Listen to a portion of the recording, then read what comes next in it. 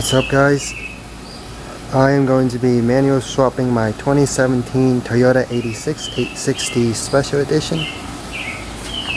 So if you go inside,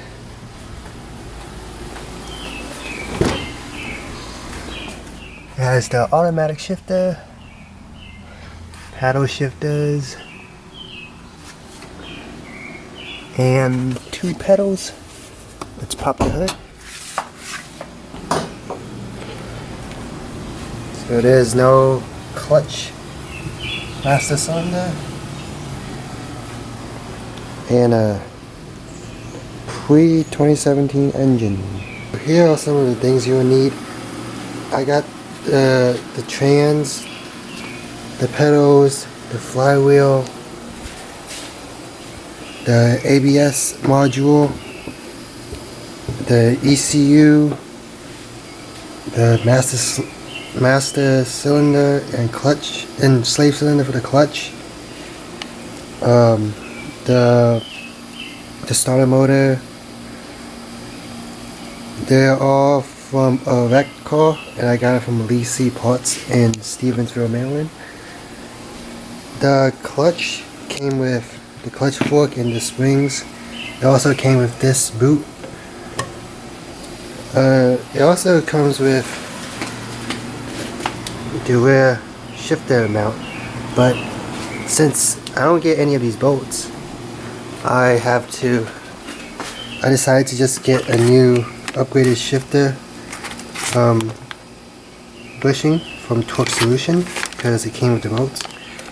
And since the transmission is also out, decided to get the shifter carrier bushings. This is the pump when I put in the transmission fluid. You also need a shift knob, and yeah, I used flywheel, used pedals, and then I got the XD complete clutch kit. So this is the OEM spec, not stage 1 or stage 2. It comes with the clutch and the pressure plate, and also new throwout bearing, and then new bearing for the flywheel and the clutch tool.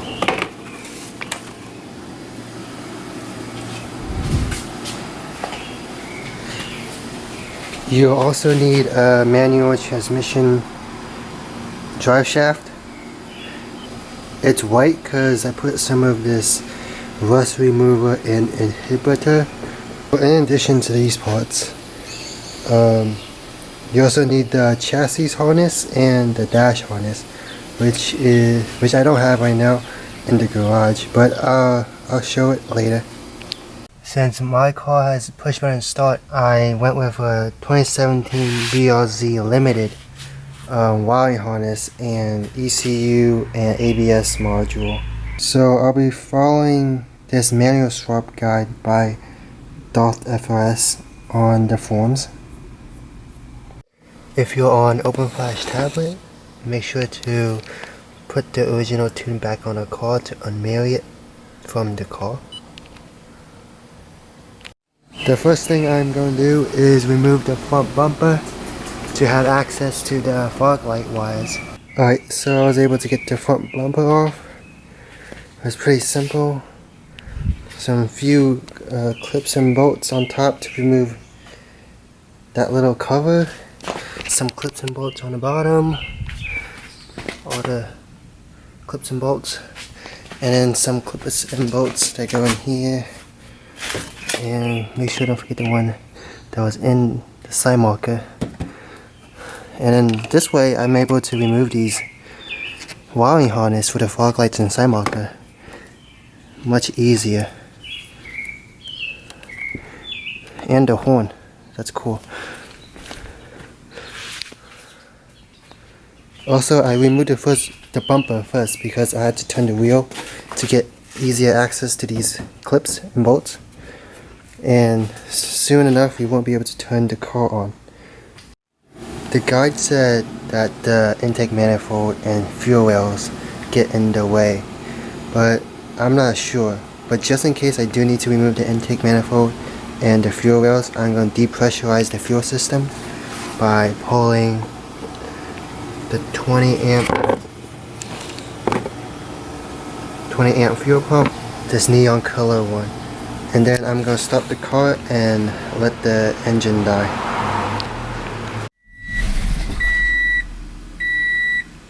Well, that died pretty quick, so just to double check. Yep. Now I'm going to remove the airbox, these 3 bolts there, and I'm also going to remove this hose from here.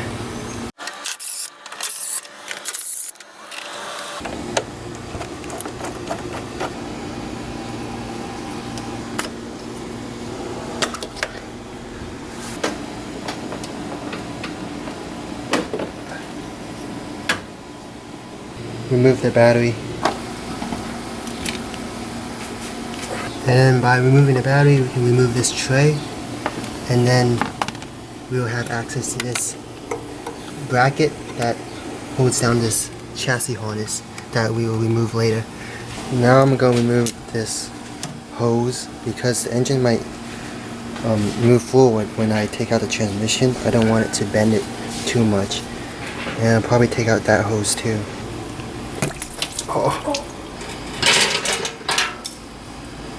So down here is the drain hole for the coolant.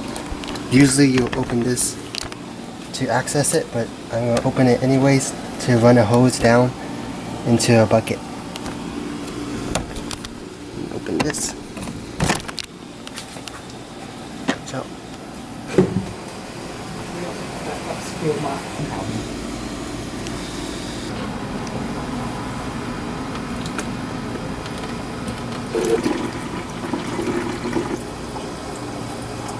So I removed these 2 coolant hoses just because I don't want them to kink, but you don't really have to do that. But you do have to do a full coolant flush anyways because of the automatic transmission cooler. As the coolant is still draining, I'm going to remove this second plate that is behind the metal skid plate. Remove the front pipe to take the drive shaft off. I'm going to remove the drive shaft. I haven't drained the transmission fluid, but I'm going to remove the drive shaft first. It's by removing these 4 bolts and nut, 14mm each side. Make sure to use a PB blaster so you don't strip or snap any bolts. But one thing I'm noticing is that the 4th bolt is on the inside, so I'm not sure if I can reach. Otherwise I might have to turn this drive shaft somehow, because I can't turn on the engine anymore because I don't have the battery. So maybe you guys should remove these bolts before. But I think there's a button on the transmission I can press to shift it into neutral. So I was able to shift the transmission to neutral by popping off this little cap that was right here.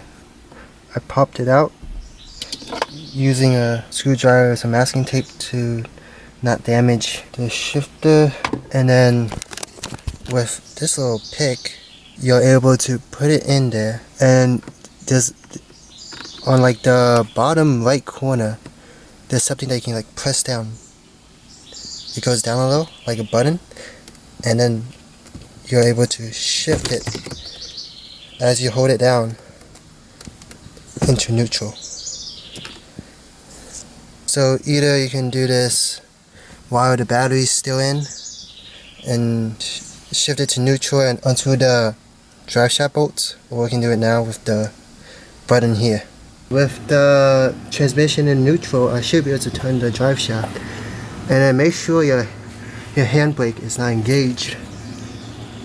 There, easily turn it with my hand.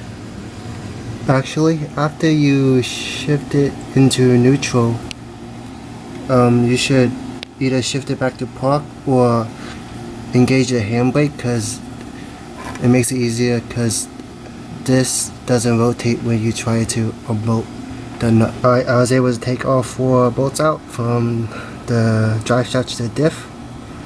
Now I'm going to take these two bolts out, and the drive shaft should slide out.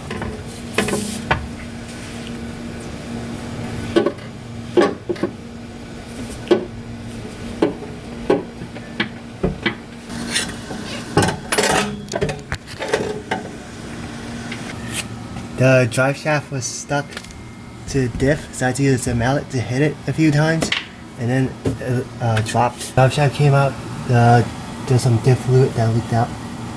So I'm not sure if I drained the fluid first, maybe the fluid wouldn't leak out. So after taking the drive shaft out, you'll notice that the automatic drive shaft has a bigger diameter at the input than the manual.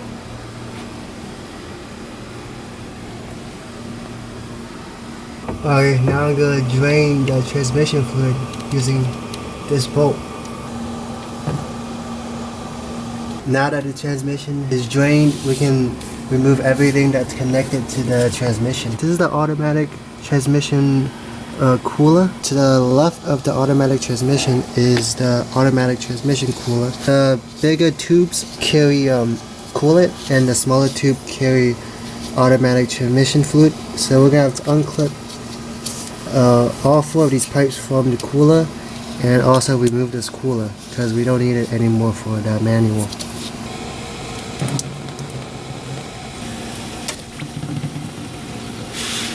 Getting this hose out is a little difficult, but you're able to do it by pulling kind of hard side to side, and then soon enough it will come out. And then we're going to remove this cooler assembly. There's no wires connected to it, it's just a kind of heat exchanger. So there's 3 bolts, 1, 2, and then 3, which is already it right there. Nothing was especially tight, so it's pretty simple to remove.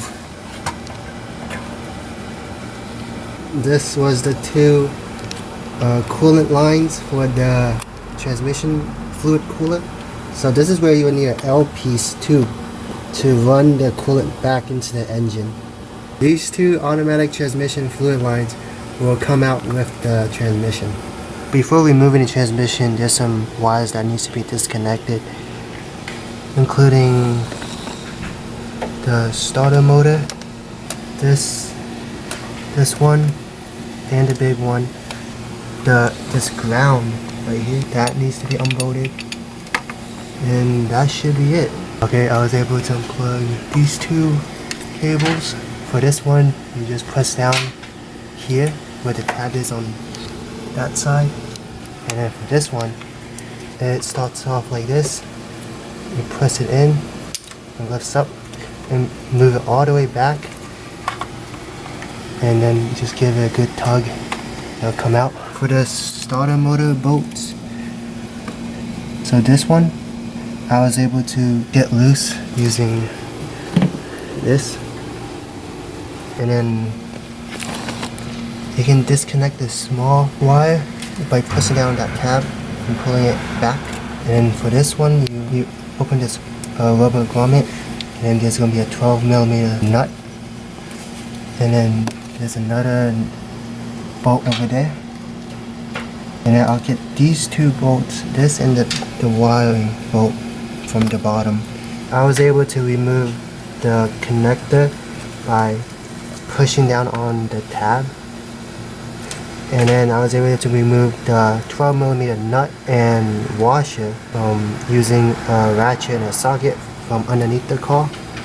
Looks like this. There will be a washer right on top of it, so don't lose that. And then I still have to do the top starter motor bolt.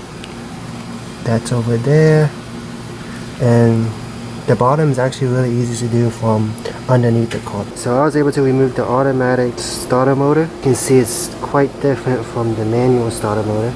The manual starter motor came with the bolts and washers, so I don't have to reuse the old one, but they seem to be the same size. And then here's the starter motor bolts. They're actually quite long. They're really like torqued down, so I had to use the ratchet with the extended tube to torque it out. before the transmission is 100% free of tubing and wiring are these two bolts, because the black bracket that goes to the left holds on to one of these coolant hoses for the transmission cooler. So I'll remove those two bolts and everything should be disconnected. I was able to remove the two 12mm bolts, so this is disconnected. For the open coolant lines, I was thinking about just putting the transmission cooler back in. That way I know the fitting will be tight and I don't have to like find a tube that will connect these two together. And then I'll just plug up the hose for the transmission fluid in the cooler.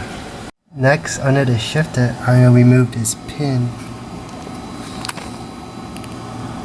I don't want to remove this bolt or this nut, because I don't want to change where this bolt sits on this shifter rod. Okay, so the pin came out pretty easily with a plier. And then this just comes out this way, and then there's be a washer that jump out. So under here, we also see where the two manual transmission rear bushing will bolt into.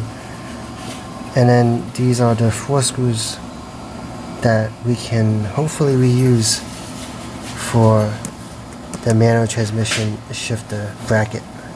Alright, so I picked up this transmission jack to make it easier and safer to take out the transmission. Okay, so here's the transmission jack. It comes with a strap, and then it's able to go up and down using a 1/2-inch drive.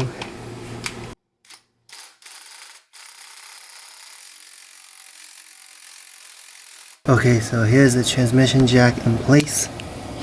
I put a piece of cardboard to protect from scratching the metal and paint, and I used the strap it came from, looped it around, being mindful of any of the cables, so I went under any cables. And I also put a secondary strap right here that also goes around, just because this is a little hard. The big strap's a little hard to get tight because there's not much room.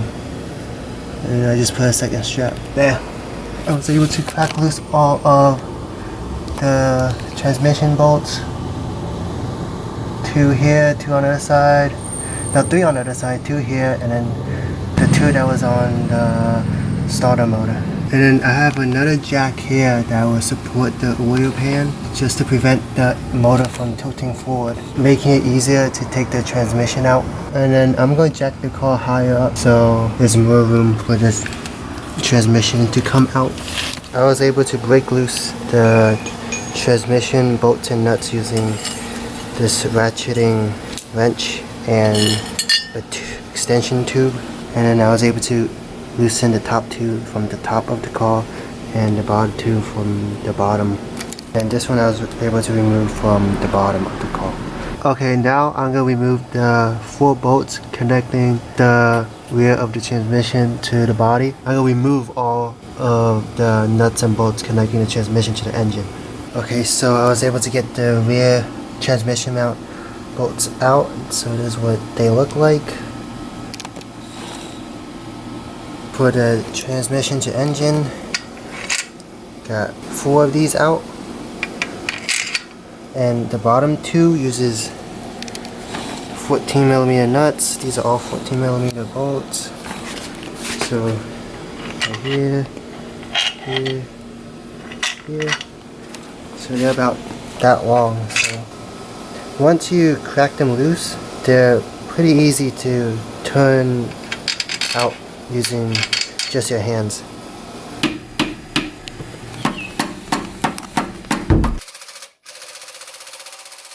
So after a bit of moving the transmission jack up and down and a little bit of hitting with this pry bar from the top of the transmission, after the top was a little bit open, I was able to come down here and get the pry bar in between the engine and transmission down here, and using the leverage against the subframe, pry the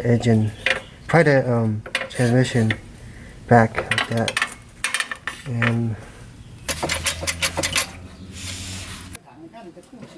the transmission, it has cleared the 2 studs and is ready to be lowered after you move it behind the sway bar, and then it can come down.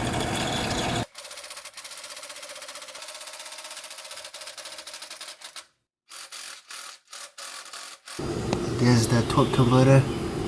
Now I'm going to remove the strap because it's blocking the jack from going all the way down, and see if we can move the transmission out underneath the car.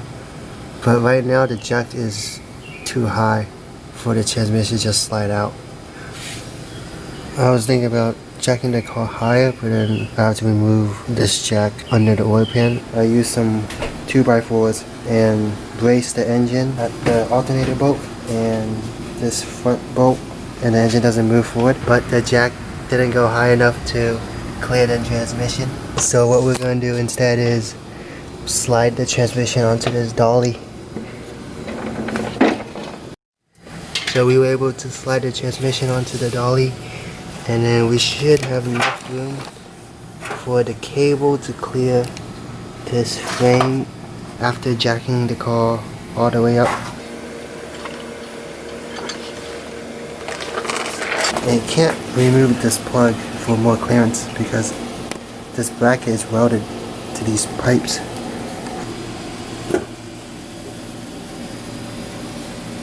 The rear transmission mount bolts will also be reused.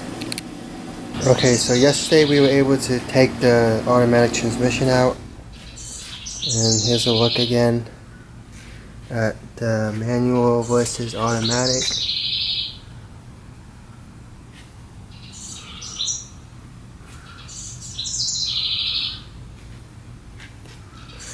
So the connection for this automatic transmission to the car include these 4 bolts, drive shaft, this shifter linkage. I did not remove it here when I took it out, but I think you should, just so you don't bend this rod as you take it out of the car. So it's an easy pin that just slides out. And it's pretty easy to remove, and there should be enough room in the car to take it out. There's also the transmission oil lines, so these 2 lines that go to the transmission fluid cooler. These 2 plugs, 2 nuts on the bottom, and then these are bolts. Here's the starter bolts. We won't be reusing these bolts for the manual transmission because these bolts are longer because of this area versus this. And then we will be reusing the other bolts and nuts on the manual transmission. And also yesterday I finished respraying the drive shaft, so now it's all clean and black. And then I also sprayed the pedal assembly because it was starting to rust in some areas. Here's another look at the wood block that I used to prevent the engine from tilting forward. Okay, now we get to see the torque converter and the flex plate. The torque converter is held onto the flex plate using 4 nuts, and this is the location of the stud, and behind it is the nut.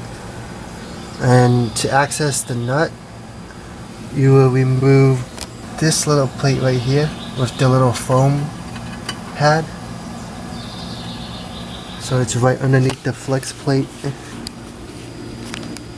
Here are the two bolts for this little plate. Then you have access to the nuts. Over the steering rack, and cranked it loose. And then you can do the same thing over here. Take it out.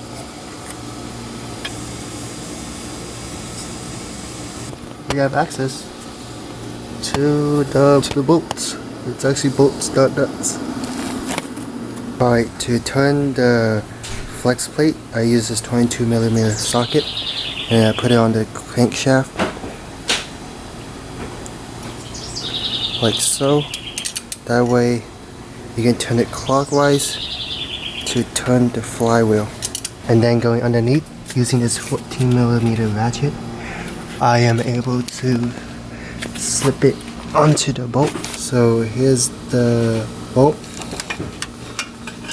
I put my ratchet on it, make sure it's laying flat. With someone turning the crankshaft, I move the bolt all the way up so I can't see it. That way there's room for me to turn the wrench. You can't clear the little lip that's here when it's at this position. And then you can just use your hands to loosen the bolt all the way out. Here's one of the bolts. And then this is what happens when you turn the crankshaft.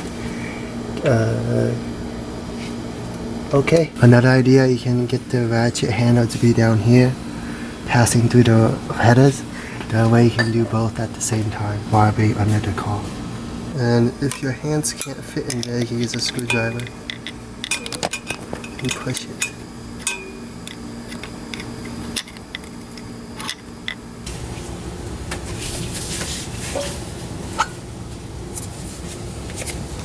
Next, we have to remove these 8 bolts already on the flex plate. We will be reusing these bolts for the flywheel. This will also spin, so you will have to also hold the crankshaft in place while doing this. Yes, that comes out.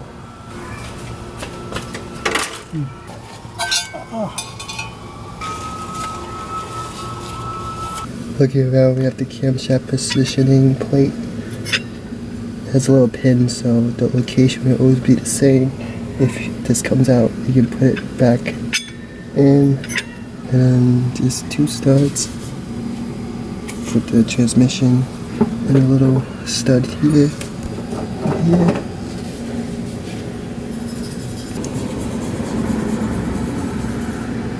Then we have to take this off later and put a cam plate in place instead.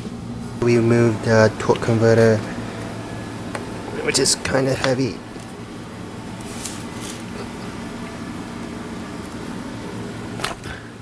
And a flex plate. Okay, next we're going to remove this vacuum pump. It has 3 bolts, and then this vacuum hose that goes to the brake booster. You're going to disconnect this hose first, and then remove the 3 bolts. So when you remove these bolts and take it out, there might be oil that leaks out, or there might be oil pressure, and so just get ready for that.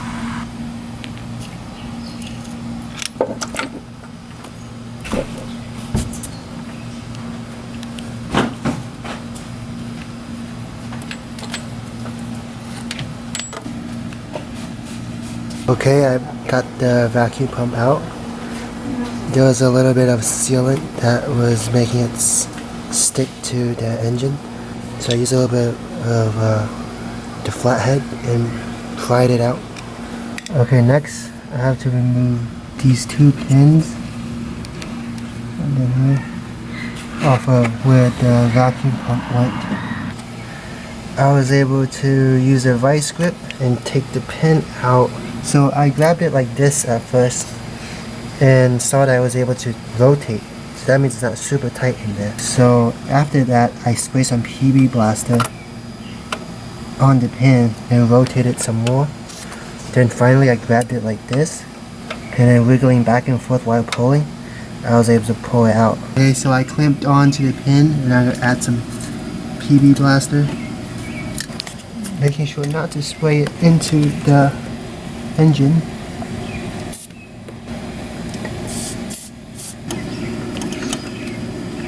I have the vice grip in this position and it's really tight on the pin, and I found that you have to rotate the pin back and forth while pulling backwards, and then it'll easily come out.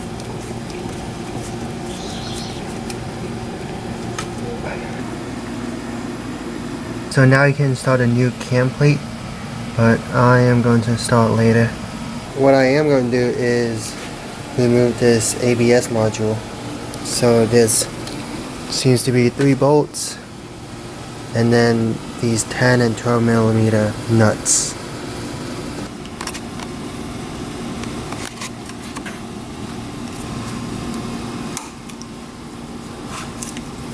I accidentally broke this piece here. So I'll be using this tool to remove these hex.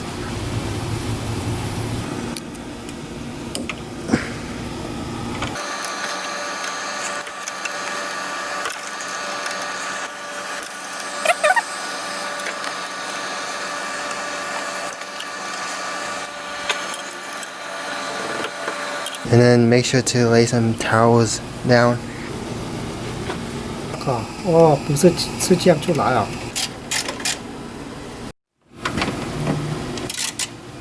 To reach the last ABS bolt, you have to remove this AC line by snapping out the little clip. That way you have access.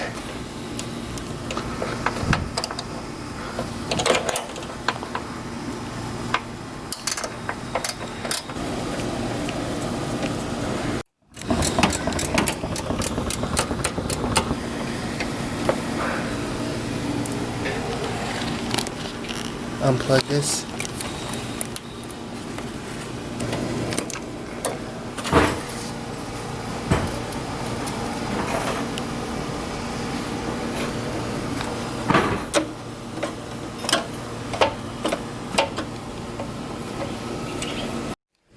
Okay, so we found an easier way to remove the ABS module is by unbolting these nuts, these 3 nuts instead. That way, just this slides out. Seeing this kind of, yeah, so it just slides up and then take it out without removing the stand. And then you can remove the stand later after you take this out. So here's the stand.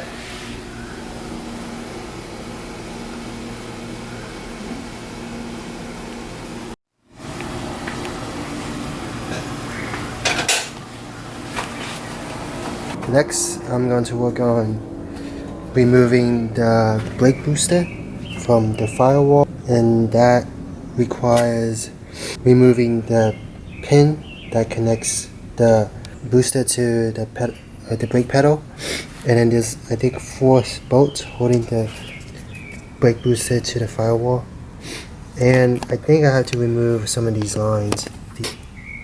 We're removing this because this wire runs underneath the brake booster and we don't have access to it. For the pedals, 4 nuts to remove, and that should connect directly to the brake booster. I think I'm also going to unplug everything around it. I'm going to remove this bottom panel to make it easier for me to see underneath. So just pull here. There's 2 Phillips, this here and right there, and then you just pull out, and there's 2 plugs to unplug. Now I'm going to remove these 2 bolts too to remove this plate. Okay, now I'm going to remove this unit with these 2 nuts, and then that way I have access to the 4 pedal bolt.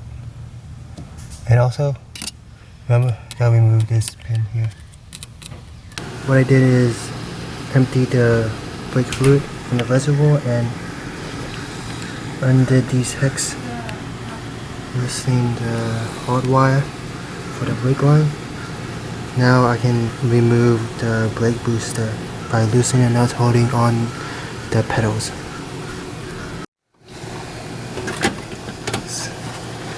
Now we have access to that bolt. I also unplugged this electrical connection. So I ended up being able to remove the master cylinder from the front of the booster. And then I moved the booster as far as I can forward to give access to this hole. And then here's the bolt. This is what I used to remove that bolt. A swivel and a really long extension. I also started removing this wire that ran across the manifold. This is the wire that went to the transmission. Took that out, took the brace out. Yesterday I also removed one of these braces. Okay, now I'm going to remove the cover for the clutch master cylinder.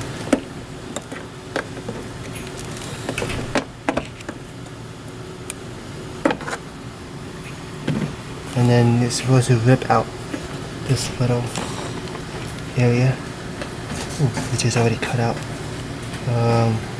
What's that flashing? Right there. I might have to cut some of this stuff myself. In addition, these 4 bolts, 1, 2, 3, 4. 3, 4.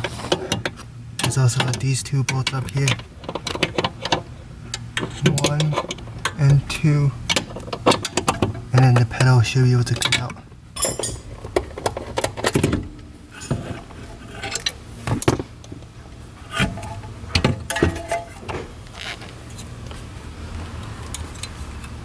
I just removed the line that goes to the alternator. Gonna remove this line too. And down here, I remove everything. I think I have to take the tape off here, unplug, and then in here, you have to remove this black metal right here, these 2 bolts. A new one comes in the wiring harness. I would then loosen fuse box.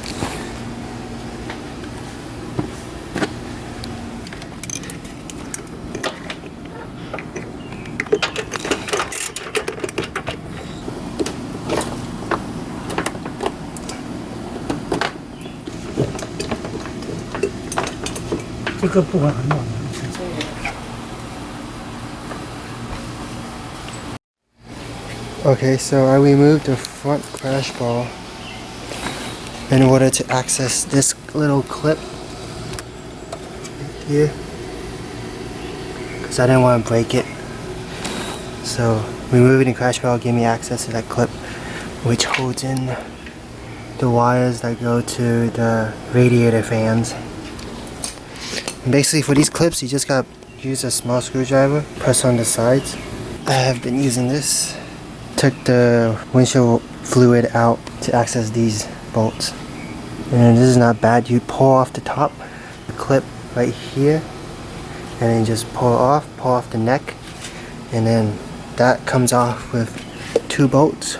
1, 2, and then just slide it up and then away. But make sure this line is still connected, so don't break that line. So I just placed it on a block of wood. Now I'm going to continue removing all these wires and removing the fuse box. Okay, now we're removing the 2 ground wires on this side. There's 1 ground wire bolt on the other side. Now I'm just working on removing all the clips. There's another one of these on this side. And then this goes right here. It's feeding the wire through to come out under the bike lines.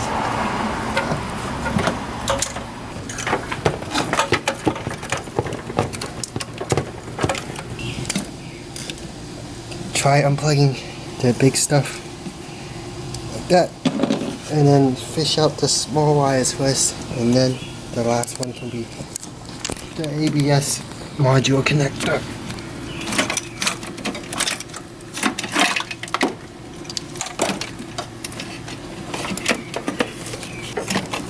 Yeah, success. Here's your patience, not think.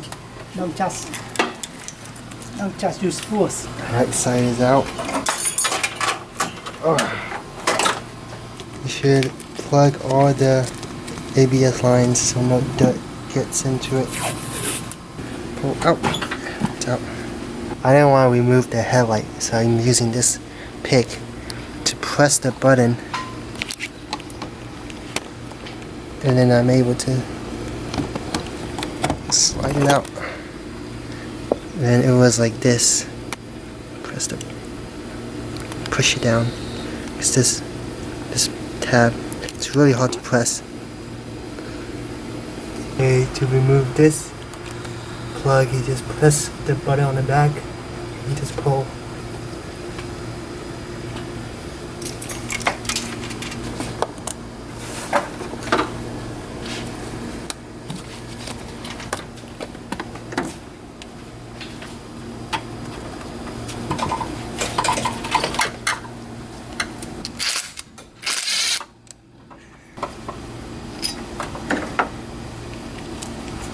In the wheel well, you can get 2 clips. One, and not that one, but the one behind it, right behind it. Can't see it, but it goes up here. This one, which I took out, and this one.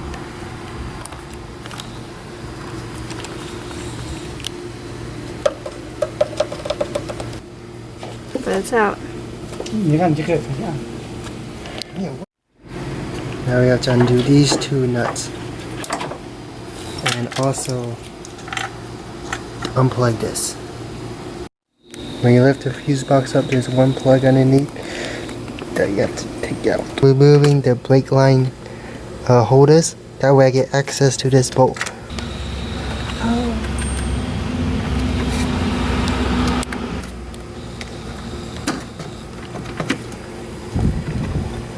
I'm removing all the bolts that are attached to the chassis harness. There's this one, one more over there, and I also moved the brake line out of the clips. I was able to remove this clip without breaking it much using this tool. I pulled it up and I saw the little tab poke out, and I used a flathead and pushed it, and one side came out, and then I pried the rest of the clip out using this, and then I was able to get one of these clip connecting this black piece out from underneath the car. Still have to get these 2 clips out, I think, and then this yellow clip, and these black zip tie clips.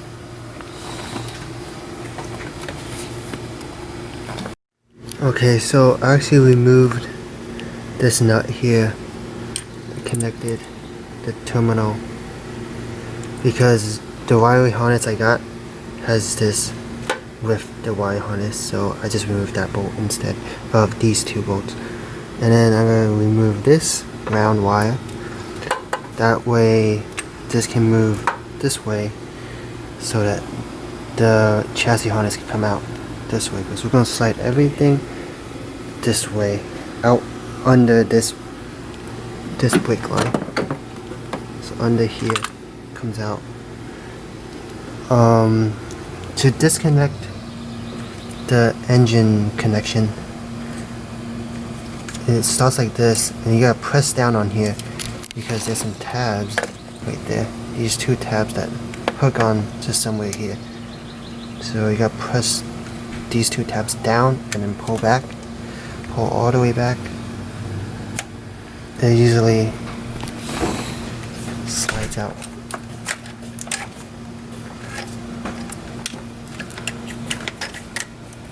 And then I was able to take these clips out, but I broke both of them because I pried from the top. So I did this, pried, and that's the reason it broke on one side. Maybe if you do it from the side, it wouldn't break, but I broke that. And then I was able to take these 2 clips out too, using this tool or this one. And then for this yellow zip tie, it has 2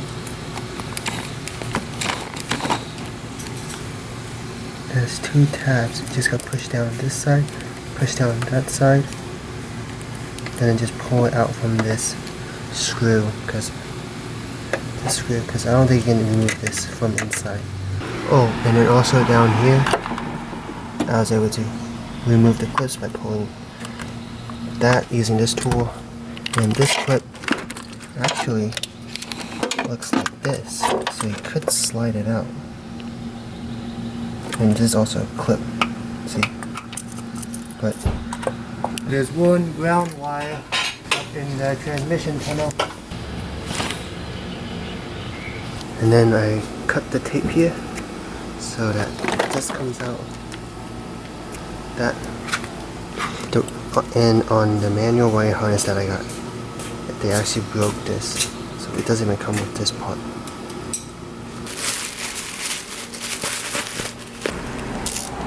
This is the part number for the traction control button. So this is for the manual cars because it doesn't have the middle button. I was able to buy this off of someone on Instagram, and that's why there's a plus 5 horsepower decal on it.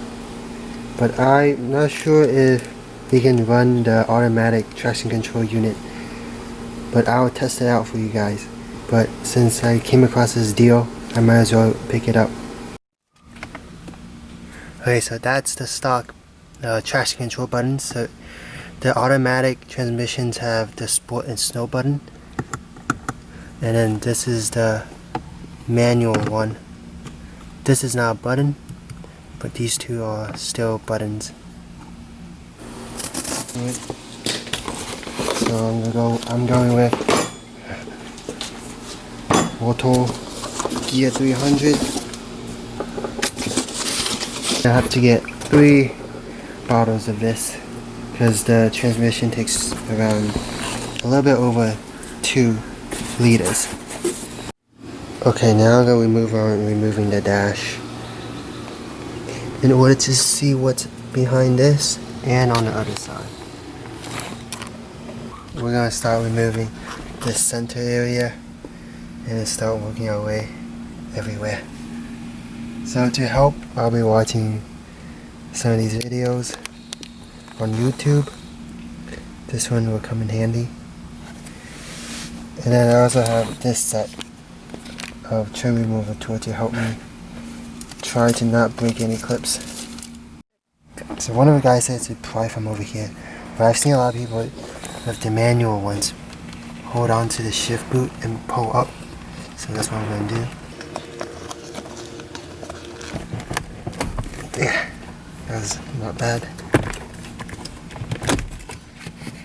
I'll also remove the shift knob.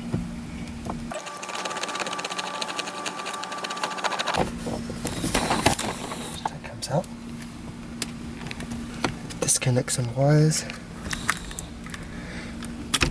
Since all my stitching is orange, getting the manual shift boot in orange was $150 on eBay. So I might go for aftermarket shift boot. Now I'm going to remove this little piece here. Pulling out here first, pushing down, pulling this out. It should just come out. And then that way you can reach in, push on this USB. Do the same thing on this side. So actually I'm going to take the USB out from back here. Now I should have access to put my hand behind this and pull this out. Yep, there we go. There. Unplug this. Unplug this. Now I'm going to remove this mat. Okay, now I'm going to remove these 6 bolts. One. Remove this shit.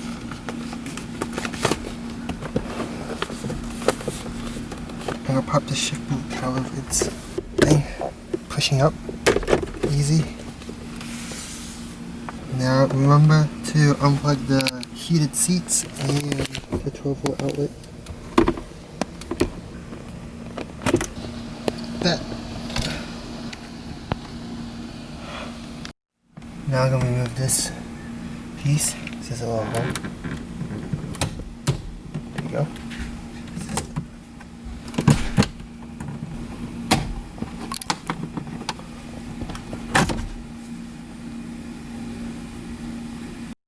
Now I'm going to move 1, 2, 3, 4 bolts. Now before removing this, I'm going to remove the side piece first. Should pull out. Pull out. make sure it pulls straight out. To remove the head, there's 2 more bolts back here and back here. And I just have to this. Go. Okay, this just comes out. So remove these 2 screws. Remove it. Pulling from the bottom. There you go. Just pull.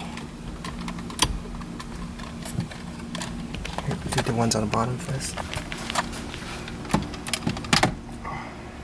1, 2, 3. So this routes into this hole. You probably have to remember that. Here's the back of it. 1, 2, 3. I'm going to disconnect the shifter because this is in the way and it might scratch stuff. So I'm going to disconnect this clip first. There we go. Didn't break the clip.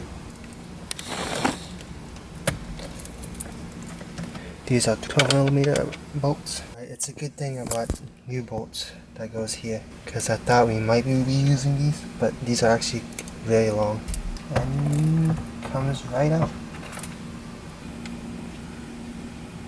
While I'm here, I'm going to remove this piece with these 2 screws.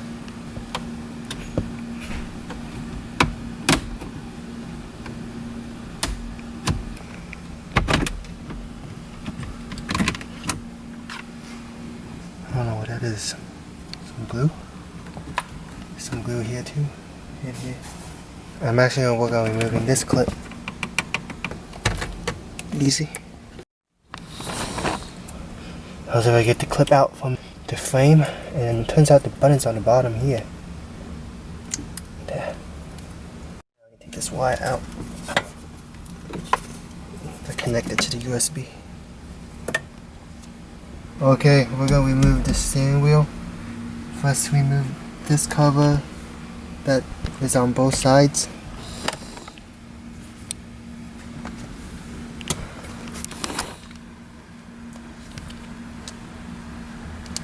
Okay.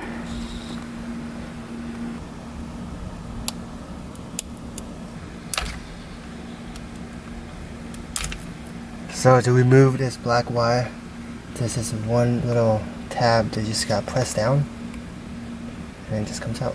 Here's the airbag. Now unplug this one clip. Comes out easy.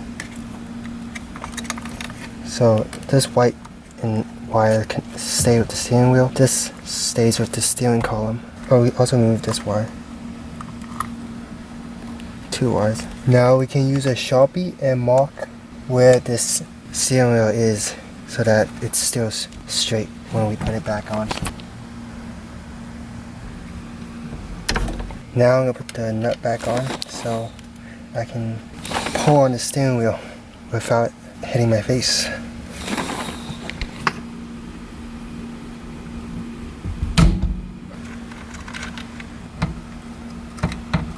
And make sure to keep track of where this clock spring location is.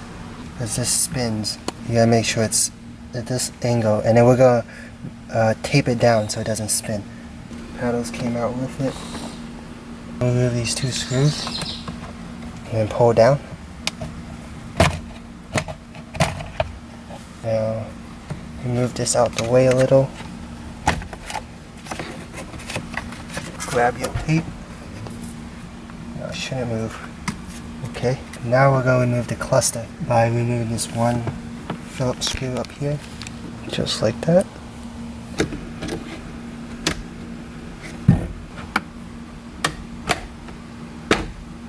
And pull out. All good. Now we have to remove this lid, so things just pull out. So it's definitely harder. Oh, here we go. Now these 2 pieces come out at once. If I move your stocks down, I have to remove this piece. This has to slide over the stock that was here. The stock is here, slide over. And make sure to unplug this. Now removing the cluster. After removing the 2 screws on top, you have to pull out a little. Do a clip, and do the same thing on this side. There we go. Now there's one plug in the back. Easily. Taking the bottom piece out first. So we got to take out this glove box. Opening up the glove box. This out. And then pull up. It's hot today. It's not like crazy. So we remove these 7 screws. 1, 2, 3, 4, 5, 6, 7. Now we're going to remove this screw. One more, take this one out. Near the OBD2 port, this one screw you have to take out. And it will be on the same place on the other side. There's a screw here. That's round. Now this should be able to come out. So there's a clip here. So that should be the same thing here. Oh, there's a few more clips in here. So right there, there. So for this, just pull and then maybe push it from the back. So to separate that. Oh, so there's a wire here that you have to unplug for the microphone. Something like that. Just press down on this side. Remove this panel. And it should come out. Now remember to remove the 12-volt outlet. Oh, there's also a clip here connecting other wires. Just like that. Right here, there was a clip. 12-volt outlet. Just pull that. There, like that. Comes out.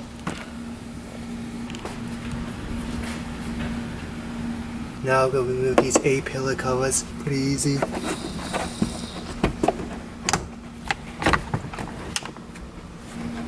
Go out. Pull it inside. Unplug the tweeter. You just have to press on the tab really hard and wiggle it a little bit. You have to pop this out, pop it out, and then slide out. These are like this.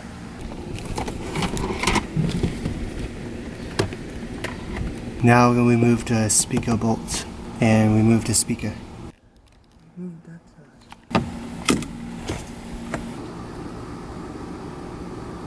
Yep, so remove this screw and there's another one on the other side.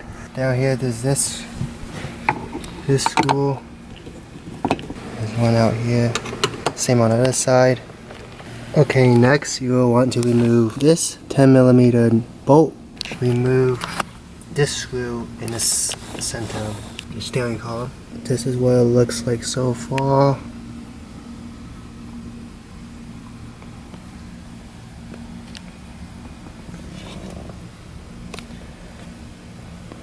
Now I have to remove the passenger side airbag. So same thing as the steering wheel airbag. Pull these yellow tabs out. That way you can pull these plugs out, and also unplug this and unbolt it with the two 10mm bolts, and this should come out. Pull on the black piece and then boom. Now I can unbolt. So actually the airbag just stays in place and it moves with the dash. This side is loose and coming out.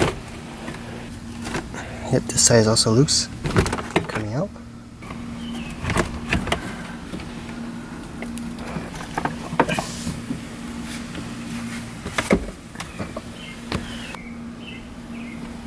Like an ankle. When removing a dash, if you have a automatic headlight, there's this light sensor that was here, and they just unclip it by pressing this tab right here. Now we have to just work on removing this entire dash harness, unclipping and unplugging. So let's see, let me do a video recording of where everything goes. So it splits in here. There's a big one there. Then we got these splits goes into this thing. Just like that. This is the 12 volt outlet. So it goes here. And now the radio and climate control.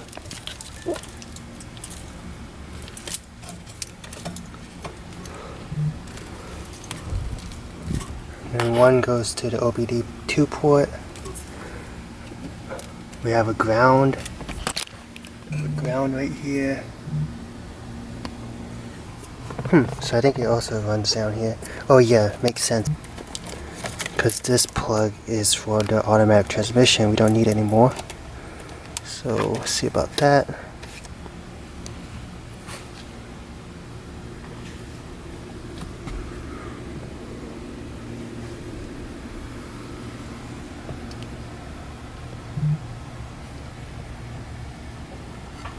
And on this side, this goes across.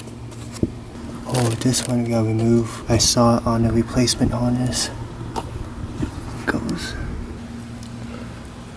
odometer. Okay.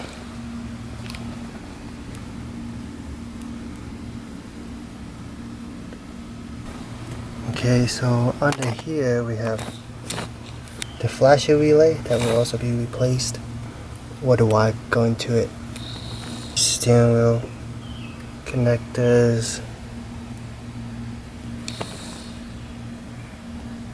There's a chassis harness grommet that also needs to come out. Okay, so I removed these side pieces from here. There's one clip in the front, and then you gotta pull up on this first. So what I did was put my hands in here. After putting it up a little, put my hands there, wiggle it back and side to side to be able to unclip it without breaking the clip. And this way, this comes out by popping it out a little and then sliding it back, because these two blue things slide on here. Okay, so we have this unit. I don't know what this is, but we need this wire to come out. So first you unclip it, that all the way, and then so we need this. So using a pick, take out this white part to come out easy.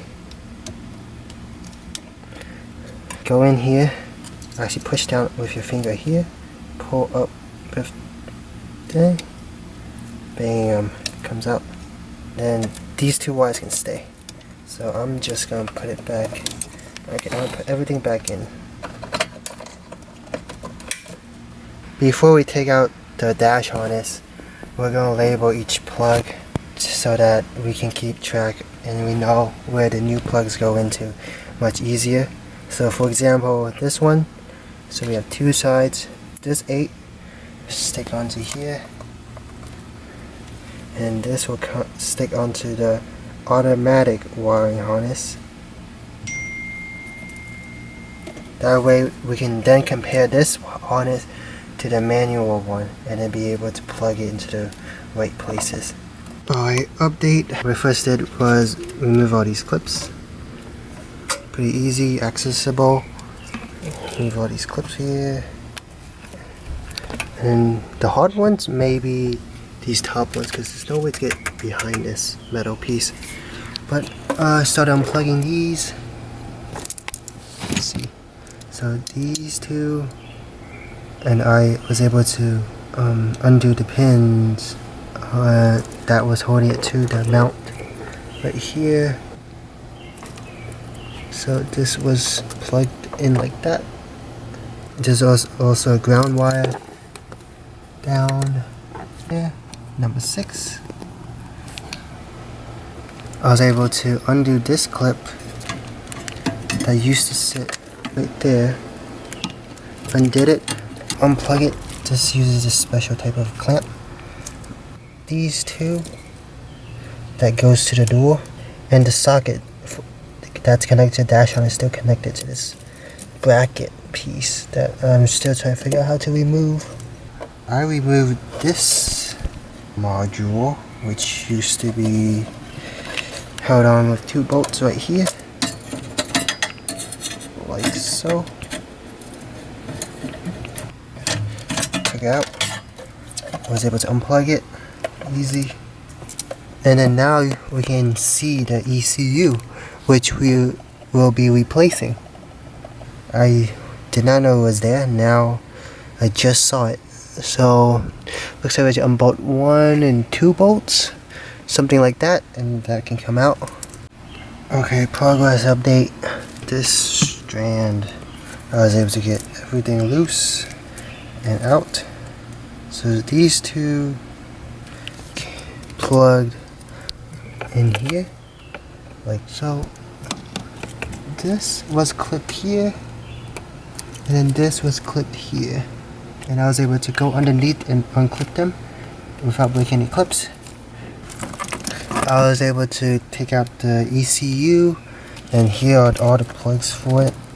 So I started with the most inner one, unplugging that one, and then that made unplugging everything else easier. I was working on this chassis harness that routed across with these clips, and I was also able to remove all of these clips without breaking them. And then these are plugged in here. This green one plugged in, and this white one plugged up here. And in there's one more clip, like right there. And then this goes all the way underneath. I mean, a wire goes underneath. I still have to unplug that. But I'm going to work on the the dash harness instead. So I'm going to work on getting these 2 things out of here. Update. Ended up taking this piece out that was feeding the lines into the door. So just popped it out using my pick. So these 2 things just press in. From outside, press in, and it should come out. See that? That design. Same thing on the bottom. Then found out that you can remove these from this. So they're clipped in. So you have to use your pick, come in from the top, and then pull this outwards. Pull this outwards like that, and then push it down. And that's my way of getting this out. So the whole right side of the harness is free, ready to come out. Okay, maybe not. There's one more clip. One more clip right there. I have to get out, which I think I have to pry out because there's no way to see it from the other side. But with that, the right side is out. Basically got the middle out too, except for this one OBD2 connector and this clip. You can somewhat save these clips by prying it a little bit and being able to see a little bit of the clip itself, and then pushing it down and pulling out. I was not able to save the top one, but I was able to save the bottom one. So that's what it looks like. Okay, so the last of the middle, this was here, this was clipped in here. Then coming down here, unclip it from this clip that's holding down this wire. Also the same thing here, unclip it from this white clip. And then this e-brake sensor wire, unclip it, and this middle part should be out. What I worked on was remove this clip,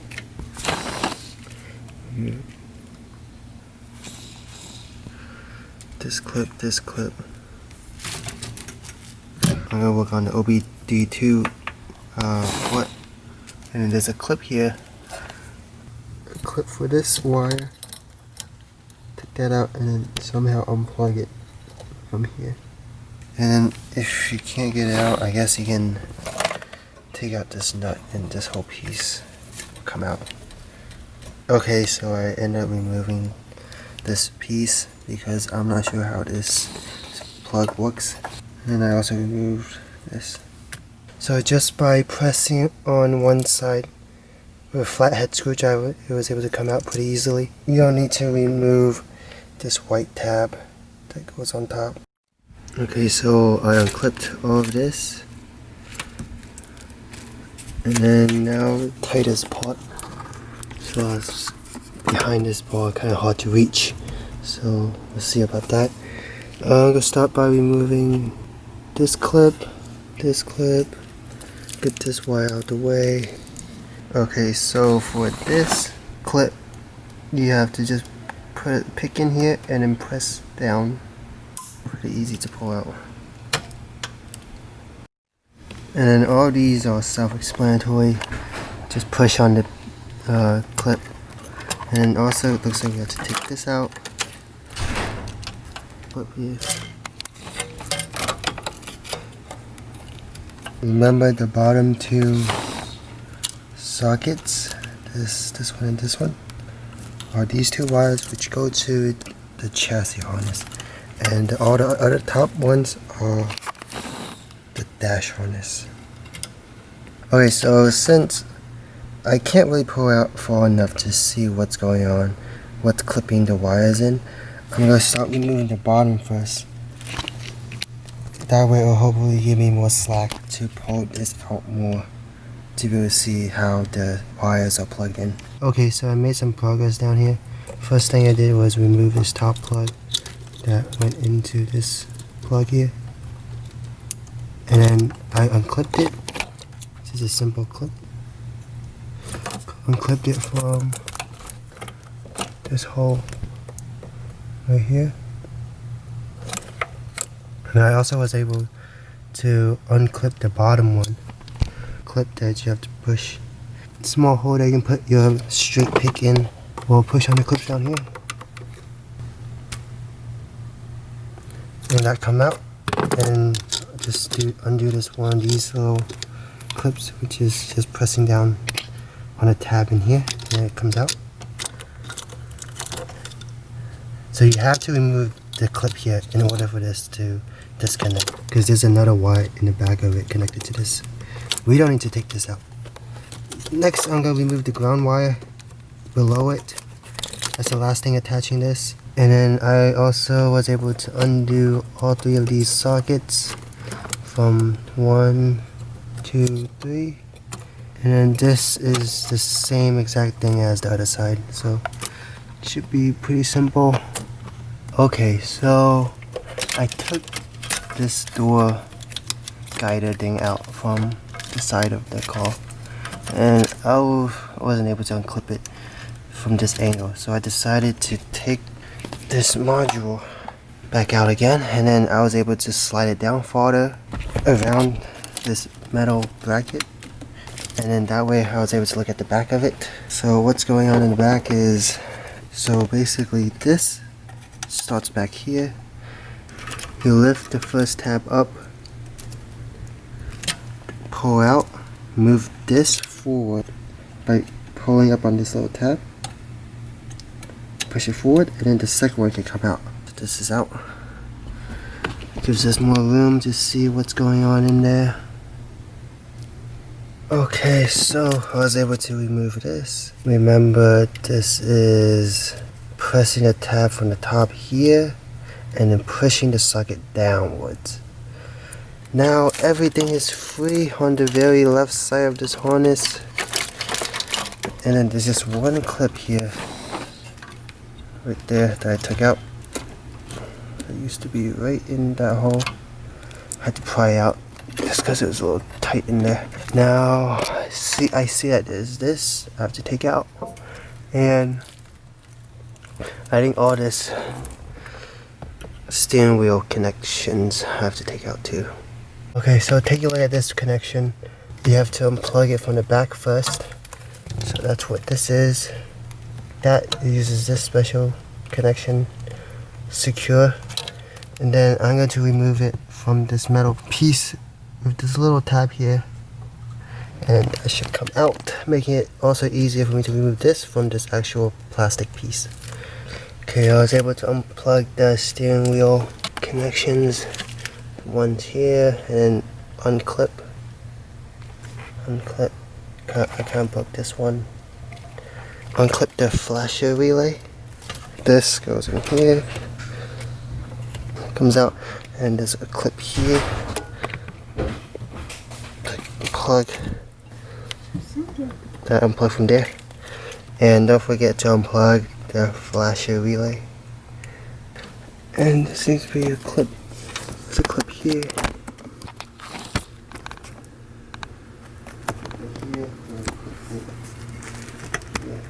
Everything should come out. So these wires feed through this gap, and then this last wire feeds through this last gap.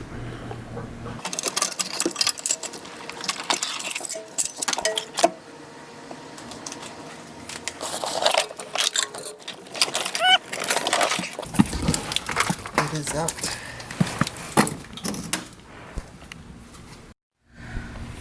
Okay, back to the chassis harness. Remove this clip, remove this bolt, remove this.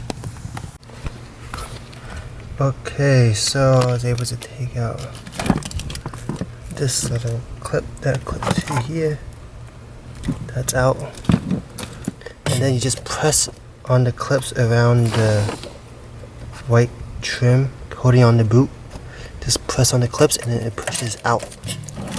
And then everything will start sliding out. But for now, go work on the other side. Okay, first thing I did back here is remove this plug that was connected to here. Just press down on it. Now I'm going to remove this clip. To the right of the steering column, there is this green plug that goes into this black piece here. That, and there's this one plug here, comes out like that. You have to disconnect the clip up there first before being able to have enough slack to remove this plug. Now there's one black wire that unplugs from there to the accelerator. And then there's also one clip attaching this wire. Okay, so I ended up taking the gas pedal off, but you don't need to. Just 2 bolts, and it's just clipped on the right side. Actually not that hard to take out. I don't know why I wasn't able to take it out, but that's what it looks like. Okay, so I took this clip out, this clip out, this clip out. Now took this ground wire out from this bolt. Now I'm gonna unclip that and then undo this.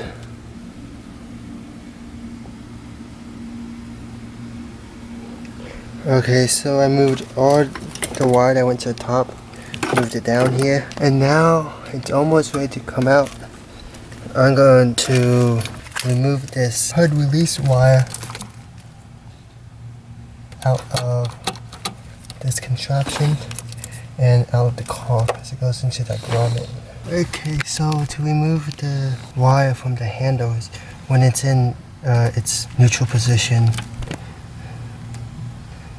you pull it downwards and it should just come out through this little hole.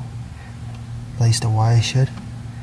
And that's it, it comes out. Now, should be able to feed it through. So I took out this wire out of the clips here, here, here. As you can see, it loops around to the right and then goes into it. So just remember that. Okay, so regarding the engine cable, it actually routes through this hole right here, and then you can just pull down on the bottom to release it out. But I found out because I just pulled out the top first from the hole, pulled it out to be able to take it out. But maybe you were able to take it out without taking the clip out, but that's what I did. Now for that, I just pushed on the side, pushed it a little bit, push it through, and then it was able to come out. To take this out of the grommet, spray some water into the grommet and they'll easily slide out. So I was going to take it out.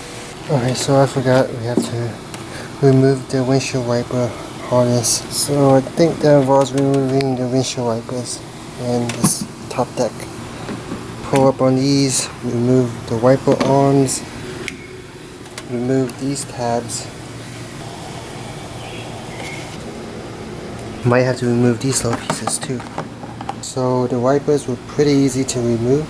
Just remember you have to bring the arm up for it to come off of its bolt heads down. I used some tape to mark where the wiper was sitting so I can put it back in the same place.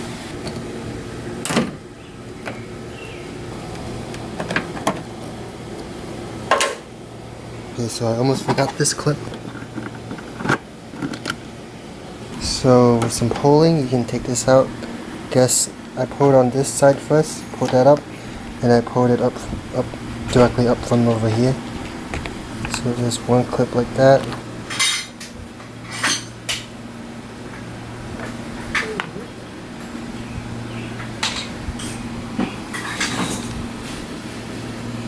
Now we should pull down, come out. Okay, now we have access to the windshield wiper harness. So 2 more clips to remove and chassis harness should be out.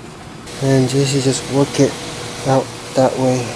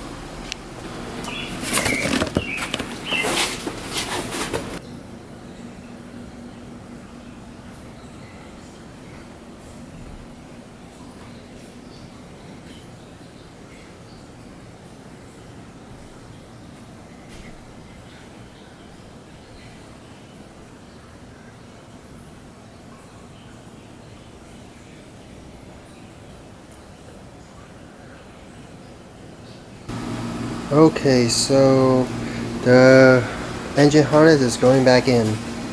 This is my engine harness is from a 2017 Subaru BRZ Limited. That way I get the fog light plugs. And then the problem with my harness is after I bought it, I realized it's missing the, I think the low or high pitch horn that goes on the crash bar. So I either transfer over my old harness plug or source a new one and solder it on. But since it's a horn, I'm not that worried about it, so that can be a later problem. But I was able to put the harness back in, not much trouble. Stop clipping things in. One problem is they broke all this clip here, so I'm gonna have to zip tie it and find some way to hold it back here. And also I found out if you take off the windshield wiper cover, you have access to these clips so you don't break them when you take them out. And then fuse box, underneath the fuse box, remember to plug this in. It's down there, and remember to plug this in, and this clips onto the fuse box itself right there. Everything else works. Engine plug is in, so is all these three. This goes in there. These two go to transmission, like so.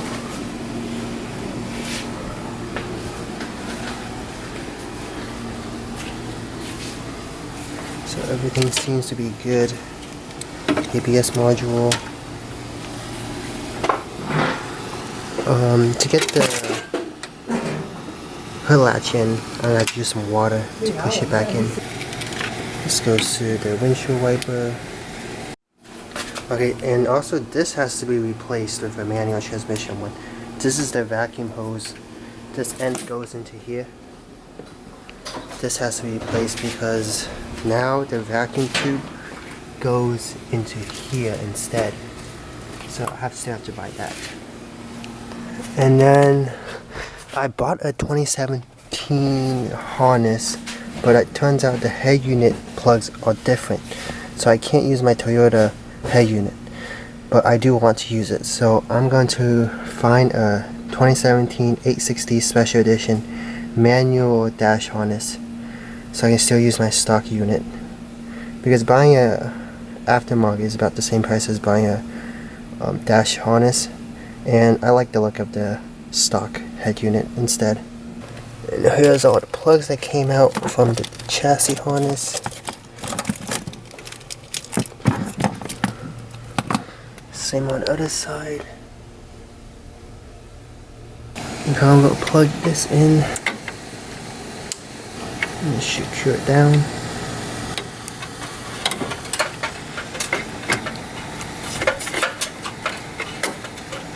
Mainly plugged everything loosely back in. Just need to tighten everything, but everything is like loosely put back. This goes into the bottom. Put that back. I showed this before, but that's all back. Headlight back. Radiator fan. I put this back in. It's back. This I'll have to tape back there. This goes into the crash bar, which is not in yet. I'm gonna put that in next. But this side, this is in.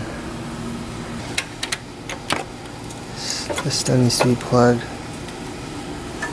Just has to go in. I'll put it in on that side. That's in. This ground is in.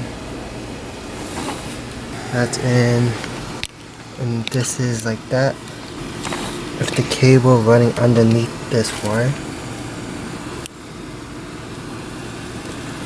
I'm gonna put the nuts back on for all of that.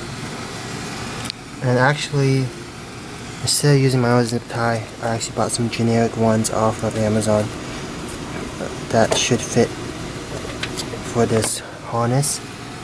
These two spots and this spot here, and also this spot.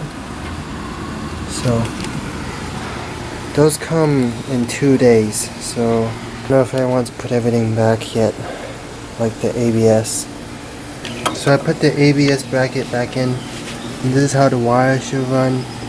This should be on this side to clip in here. These two ground wires underneath this leg. This wire will go clip onto this side here and connect with this wire here. AC sensor thing.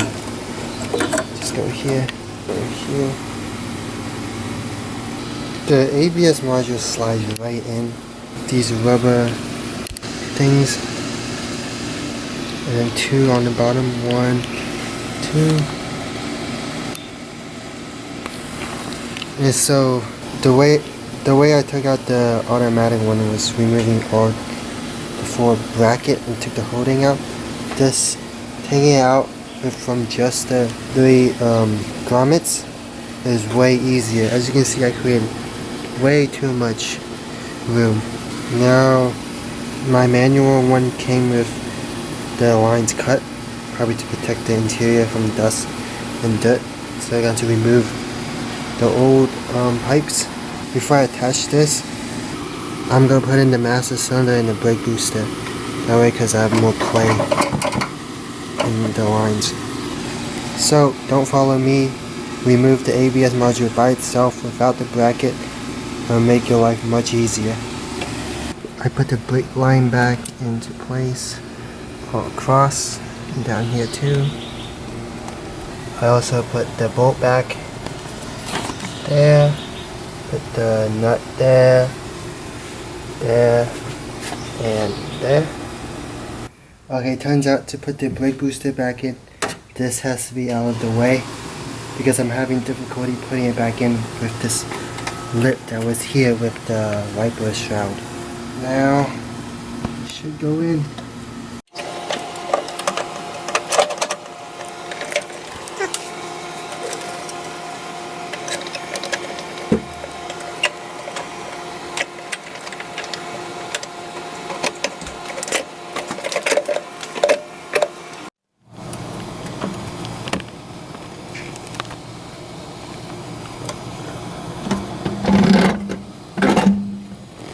Master cylinder, push right in. These weird looking nuts. Okay, I found out you should put the brake pedals in before you put in the brake booster because it pokes out and makes it hard to put the pedals in. I had to take off the gas pedal in order to make room to put the brake and clutch pedal assembly in. So you have to slide it over the steering column, and I made it over. Now I just have to line up the stud that holds the master clutch cylinder. Remember to hook the pedal. That little hook goes on that above that white metal piece. So that hook goes over there. Hooks in there. And make sure the brake booster push rod thing is lined up, and then the 4 bolts are lined up to the brake booster, and then the 2 bolts for the clutch master cylinder. There's 2 bolts on top, not those 2 bolts, but right behind those 2 bolts holds it from the top, and then the 4 bolts here. And then, so these 2 bolts will start sticking out. This is where the master cylinder will go. This is the nut you will need for the clutch master cylinder, the 2. So you need 2 of these. And this is also what's used for the pedals if you lose any of the pedal nuts.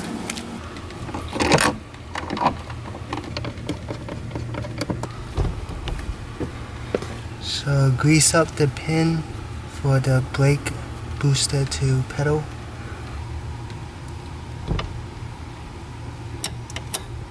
And then put the clip in to hold the pin. Okay, now I'm going to work on installing this cam plate cover. So this is it out of the packaging.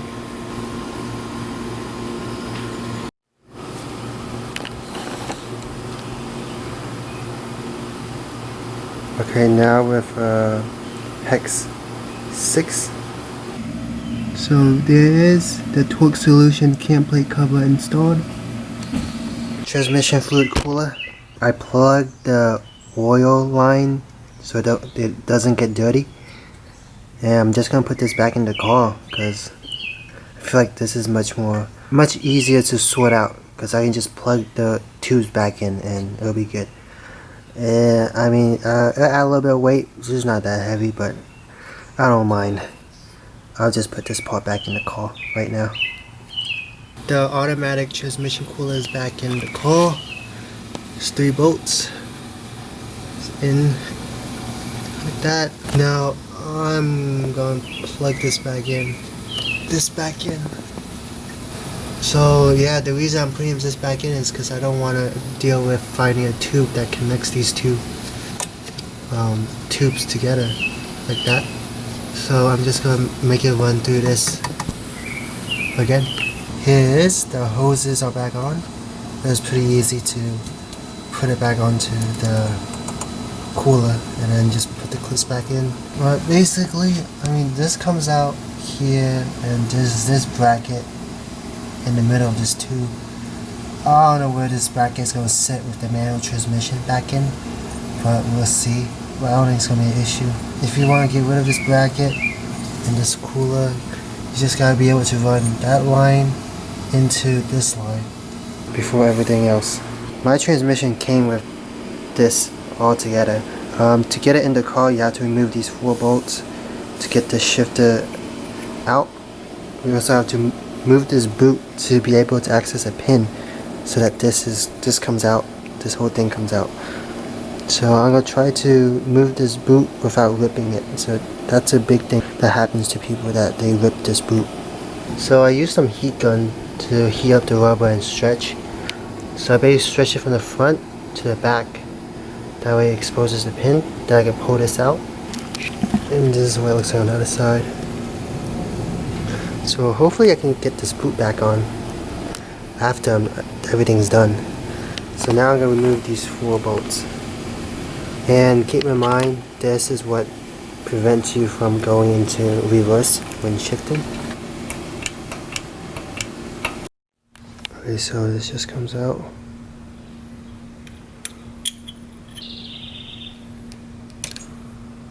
Okay, so after you pull out, you can move the rubber back onto the shifter and then pull it, and then remove the rubber from above. And then it comes out like this. And the shift boot is not ripped. I would recommend getting a new flywheel. I bought a used flywheel and I realized the resurfacing cost around here is way too expensive. It's over, one place is like $120, so you might as well buy a new flywheel. So, but since I'm stuck with this, I'm just going to sand it a little bit, make it smooth, and then I just put it in. So after a little bit of sanding, with 220 grit and 600 grit, got looking like this.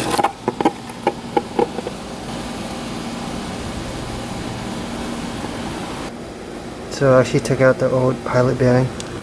I used a 22mm socket. It fits perfectly. Hammered it out. After placing it on top of this wood, came out. Now I'm going to put in the new XD one, replacement one.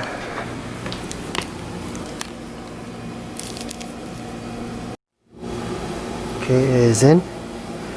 So at first I hit it in the center, but then as I got closer to the surface of this edge, I moved it a little bit off so that it never hits below the lip. That way it's flush. This is all flush with the lip of the flywheel and the bearing. And compare it to I think the stock one, I can feel a little bit of graininess in this one compared to this. It's all smooth. So it's a good thing I changed it out. So I don't think it comes with any bolts. 1, 2, 3, 4, 5, 6 bolts that I have to buy. Picked up from Subaru's pressure plate bolts. So you need 6 of these. I lost one of these nuts that attach the brake booster to the pedal assembly. So that's this part number. And then I also lost a bolt that attaches the vacuum to the brake booster to what used to be the vacuum pump. I just wanted to get another bolt to cover up the hole.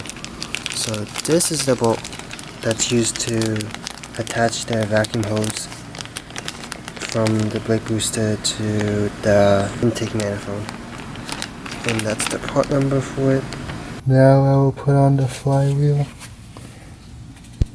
with some removable blue or this orange thread locker, and it all gets torqued down to 63 pound-foot. Here's the flywheel all in. All 6 bolts that were used on the flex plate for the automatic transmission is used again. Remember to torque down in a crisscross pattern. And also when tightening this, you're going to have to hold the crankshaft in place. Or I've seen people wedge something, a piece of L bracket metal right here to hold the teeth in place. Before I bolt in the pressure plate, I'm going to put back this plate that goes right under the flywheel. I put this plate back with these 2 bolts. This plate. So I'm going to use some plate cleaner on this real quick. Get the cardboard shavings out the way. I have the clutch disc in here. Just make sure not to touch the disc material with your fingers. And I'm also going to clean the flywheel again. It's in there. The clutch has a transmission and then a flywheel side. So look on the surface, and for this it says transmission side. You will need a clutch alignment tool if your kit doesn't come with one. The clutch alignment tool slides onto the clutch like that. Now you can place it in the bearing and then push the clutch all the way in. The clutch is in. Time to put in the pressure plate, which goes right onto the clutch. Make sure to line up the pins with the pressure plate. And it should be staying there without needing to hold it. And then we can put in the 6 bolts. Now I have the pressure plate on, torqued down to 26 foot-pounds. And now you can take this out if you want. I also added Loctite to all 6 bolts and tighten it down in a crisscross pattern. Now I will prepare the transmission to be put into the car. Some people change this ball joint for a VRS one, but I'm just going to leave the stock one. They also upgrade the clutch fork, stage 1 and stage 2 clutch. You should upgrade your clutch fork to a bullet one from like VRS. So you'll need this clutch fork that pivots on the ball joint. It goes like that. You need the throwout bearing that I have from my XD clutch kit. You will need a new throwout bearing that will slide on here. You need this part. You could get a new one from Subaru, but it holds the ball joint in and it goes in like this. And then these 2 things that hold in the throwout bearing to the clutch fork. Lastly, you're going to need some grease. I'm going to be using this stuff on the joints and here. So the way to put the throwout bearing retainer on is pretty easy. You slide this end into the hole on the fork and then loop up and then just pull it onto the bearing.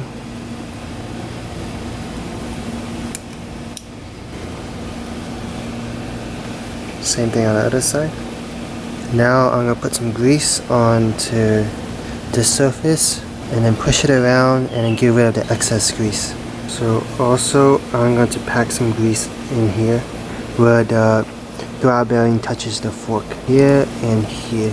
You could probably do that before you put the bearing on. I'm also going to put grease on anywhere that rotates or rubs on each other.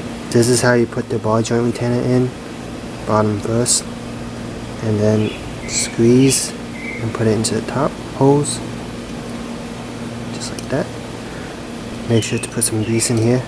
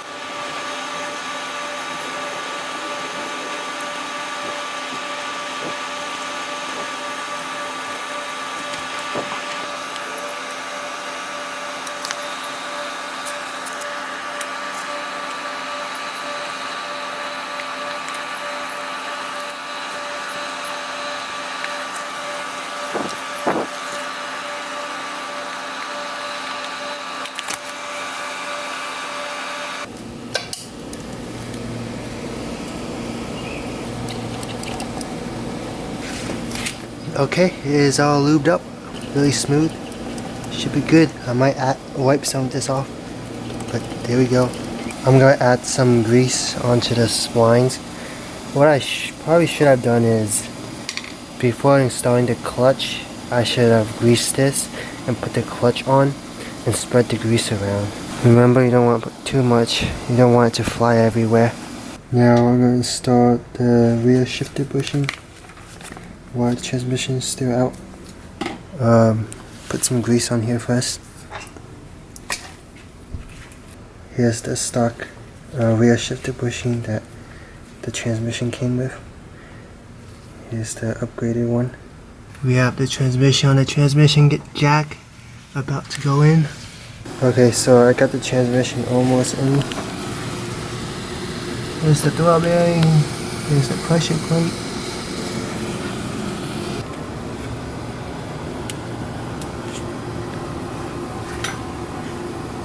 It's on the 2 pins.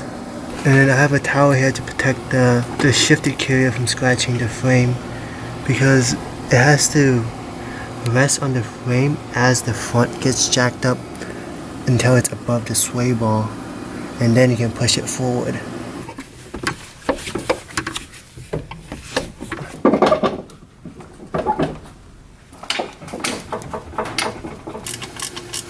I have the drive shaft connected.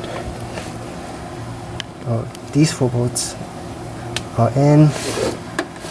Drive shaft is in, but the drive shaft to the rear diff is not in because I have to put the car into neutral to do that. But I can't put it into neutral unless the clutch is in. So that has to be done after I put the master and slave cylinder in the car. I think the transmission has to be in gear in order for you to turn the spindle, because the spindle has to line up with the engine. And to turn the spindle, you put the drive shaft into the transmission and use the drive shaft to turn the transmission, which turns the spindle in the front and make it line up, and then you can push it in.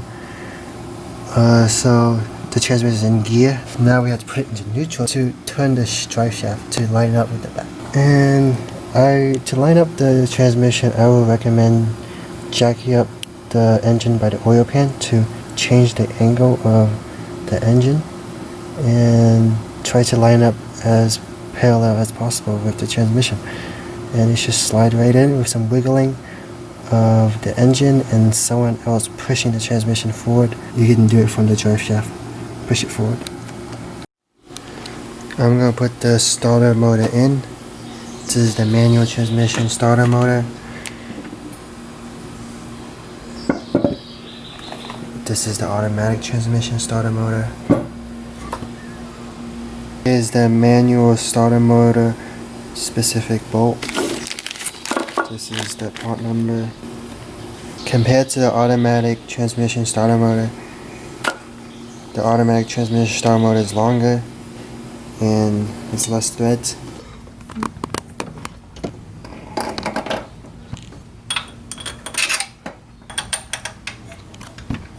The starter motor is in. I haven't tightened it all the way. I was able to clear this space by moving the wires that go to the engine out of the way, and then move the cable that goes to the starter motor out the way too. And then we have to reattach this soon. And don't forget to attach this ground wire to the bottom of the starter motor.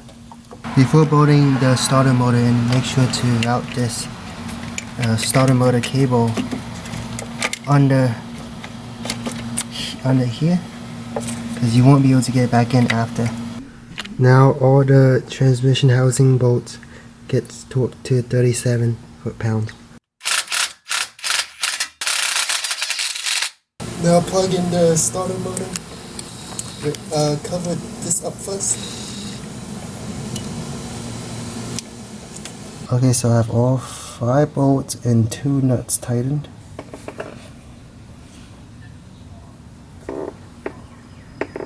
The starter motor is plugged in and the power is connected using a nut, and then have these bolts tightened.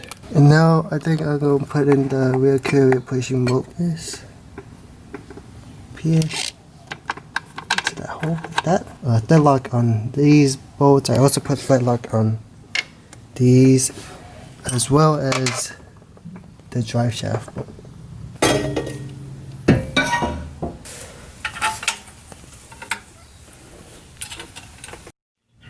Okay, my front pipe is back in.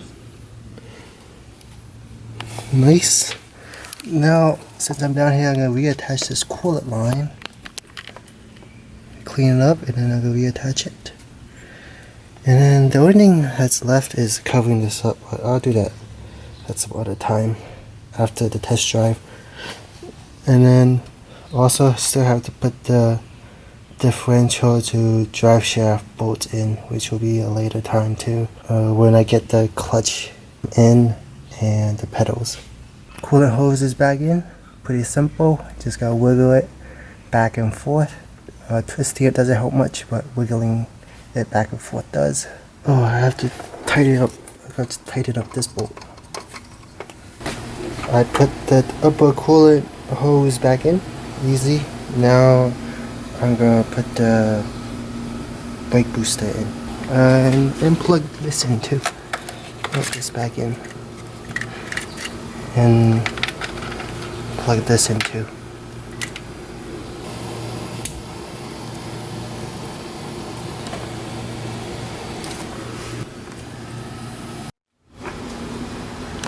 Here is the master clutch, and here's the slave. Like this, we go in here, bolt up with these two bolts, and then the line will go under this and under these two, and bolt up here.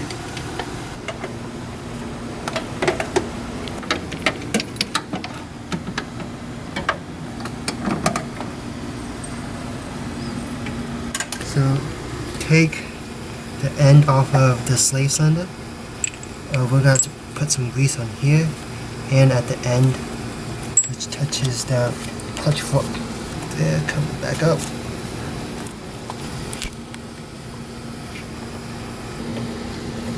It doesn't seem to line up. Oh, there we go.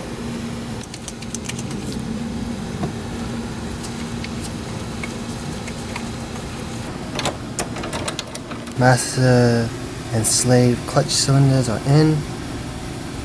This needs to be bled, and also I took the master brake cylinder out because I'm not sure how to go about bleeding the entire brake system.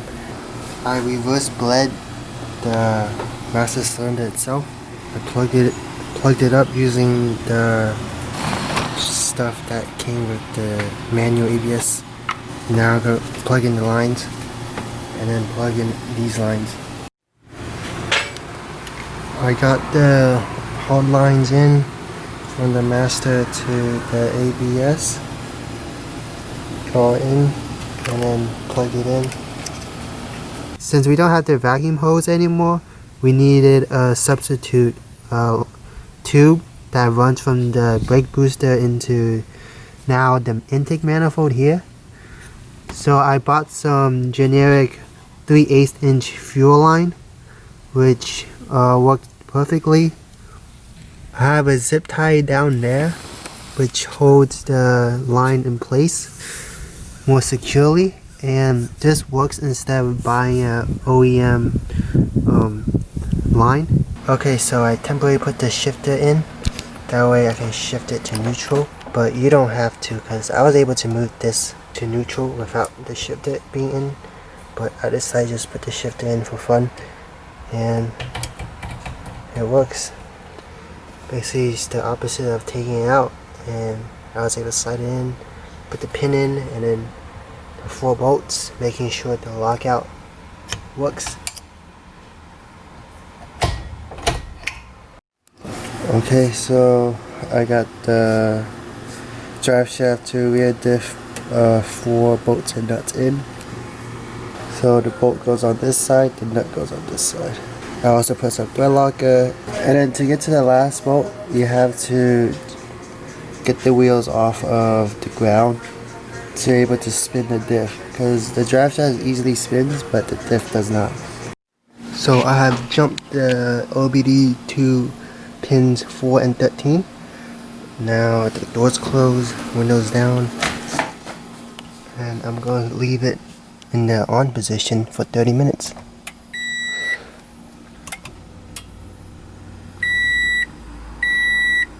And then the check engine light should be flashing like that. Also, the key fob's in the car.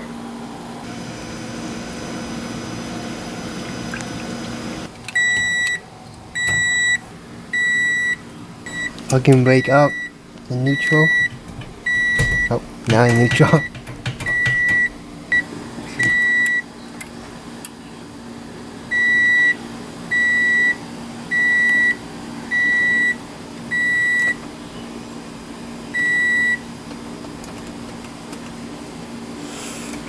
So there's new stuff you have to get for the shifter assembly. The first thing going on will be this bracket. Here's the part number. And then you have this foam piece. Here are the bolts to hold down the metal bracket that replaces these longer bolts that came with the automatic transmission. And here's a part number for the bolts. Here are the two plastic caps that hold down the foam right here. For the clutch, there's this is the rubber stopper that I got a new one of because mine is pretty much destroyed. Put the dash in, plug in the airbag.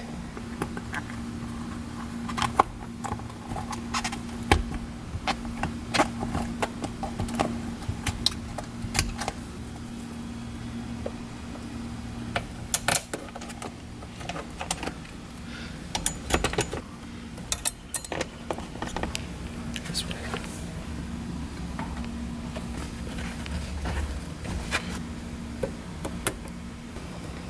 Voice stamping. Now the shifter trim. Here we use the automatic trim. I just unscrewed these 4 screws that held in the automatic shifter, and I just replaced this button too, but I'll test out the automatic ones later. So these 2 holes uses a different screw that came with the automatic one, so I'm gonna have to source that later, but doesn't really need it.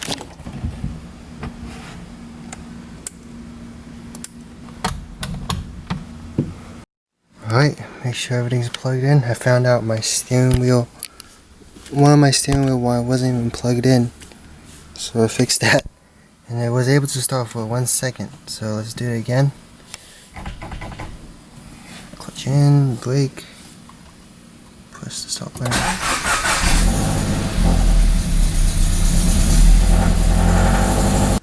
Alright, as you saw, the car started. Make sure your fuel line fuse is back in. I did not need to take out my fuel rails. So before you actually turn the car over, do the 30-minute wait thing for the key relearn, which I did. Let the fuel pump go for like 3 tries before actually starting the engine, and the engine started right up. So my right door wasn't working at first, but I found out the fuse was in the wrong spot in the fuse box. So there was no fuse in the driver window place. But while I was looking through the fuse box for any like broken fuses, I found that the radiator fan fuse was blown. I was able to catch that and replace it. And then when you start engine, don't start for too long. You still got to do the coolant flushing while you get the engine running. So I've been doing that. Filled up a gallon already. A gallon easily goes in. And then now trying to work in the rest of gallon bottle. So just look online on how to do that. I have this Cusco strut bar that I'm putting in. And now I just have to tune the car for E85.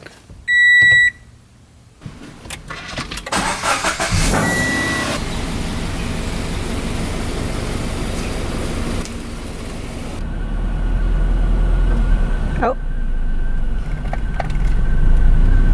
I felt the bite.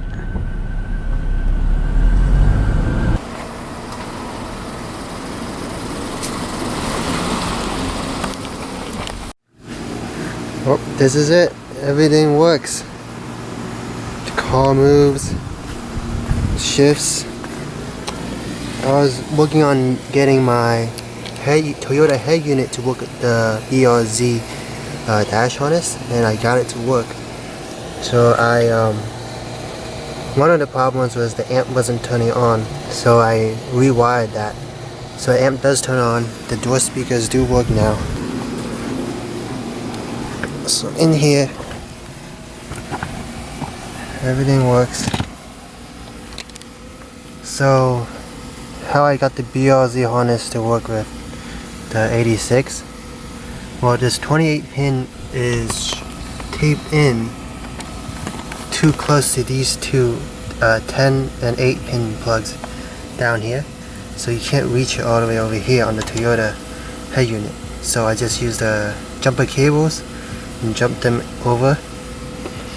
One thing you have to change is you have to move the amp that is on this brown wire. You have to jump this cable all the way to the 10 pin one into that slot. So that gets a 12 volt signal to turn on the amp. And you have to take the reverse camera video positive, negative, and reverse camera power positive, negative, and put it into here, because the BRZ harness doesn't come with this 24 pin plug, so it just plugs in like that, using these three, green, orange, brown, and one on the bottom right there. That is a red one, this red wire, and the yellow, black, white wires are for the backup camera. And so that's that. Everything else is the same, and I'll show you with the head unit in place what it looks like while the window works.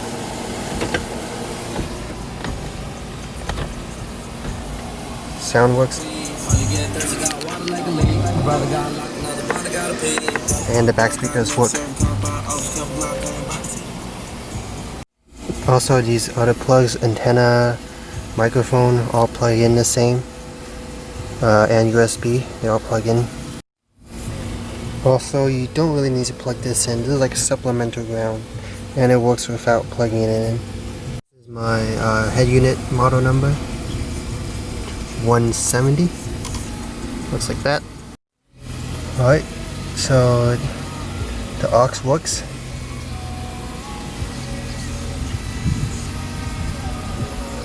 Perfect. And then with the steering wheel control works. Volume.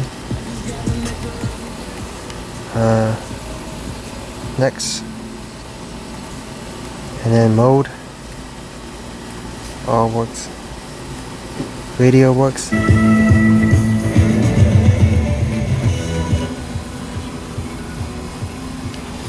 Then backup camera works.